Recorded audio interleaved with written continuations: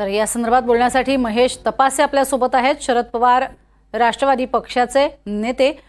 तपासे जी, स्वतः संजय राऊत स्पष्टपणे सांगतायत की आता आम्ही स्वबळावरती लढणार आहोत। मग त्याच्यात गैर काय? जी अलायन्स आमची होती ती लोकसभा आणि विधानसभेला आम्ही ती अलायन्स त्या ठिकाणी गेली आणि आम्ही आणि काँग्रेस जरी 1999 पासून एकत्रितपणे 2014 पर्यंत सोबत राहिलो राज्याच्या राजकारणात, देशाच्या राजकारणात, UPA 1 आणि UPA 2 मध्ये, तरी देखील स्थानिक पातळीवर अनेक जिल्ह्यांमध्ये आम्ही स्वतःच्या आघाड्या केल्या होत्या, स्वतंत्रपणे आम्ही एकमेकांच्या समोर लढलोच होतो ना। त्याच्यामुळे खालच्या पातळीवरचा निर्णय म्हणजे माझ्या पक्षाचं सांगतो, राष्ट्रवादी काँग्रेस पक्ष शरद पवार चंद्र पक्षाच्या मध्ये पूर्ण स्वायत्ता ही जिल्हा अध्यक्षांना, जिल्हा कार्यकारिणीला दिली की त्या जिल्ह्यामध्ये अलायन्स करायचं की नाही करायचं। अनेक ठिकाणी आम्ही स्ट्रॉंग असू शकतो, अनेक ठिकाणी आम्ही वीक असू शकतो, पण ज्या ठिकाणी स्ट्रॉंग आहे तिकडे कार्यकर्त्यांवर अन्याय का केला पाहिजे, आणि ज्या ठिकाणी वीक आहे ते एकमेकांचा हात धरून आपण मोठी जी शक्ती आपल्या समोर भारतीय जनता पार्टी त्याला आपण कसं हरू शकतो याच्या संदर्भात आहे। त्याच्यामुळे गैर मानायचं काहीच कारण नाही।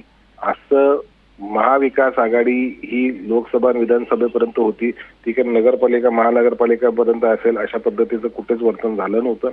त्यांनी जो निर्णय घेतला त्यांनी घोषणा केली, आमच्या पार्टीमध्ये ही ऑलरेडी स्वयंघोषित विषय आहे की स्थानिक आघाड्या ही स्थानिक परिस्थिती अनुसार आपापल्या पद्धतीने करायच्या।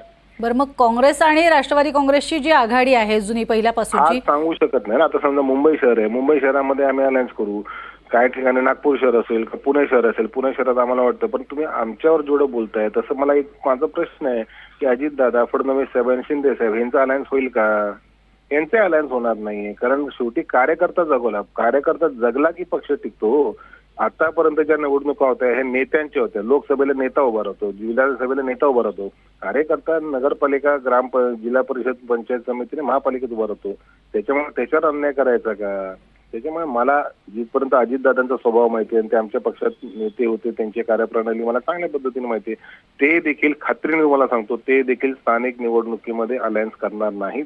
महायुती देखील स्वतंत्रपणे लढेल आणि महाविकास आता यांनी घोषणा केलेलीच आहे। नक्कीच। धन्यवाद आमच्याशी बोललात त्यासाठी महेश तपासेजी।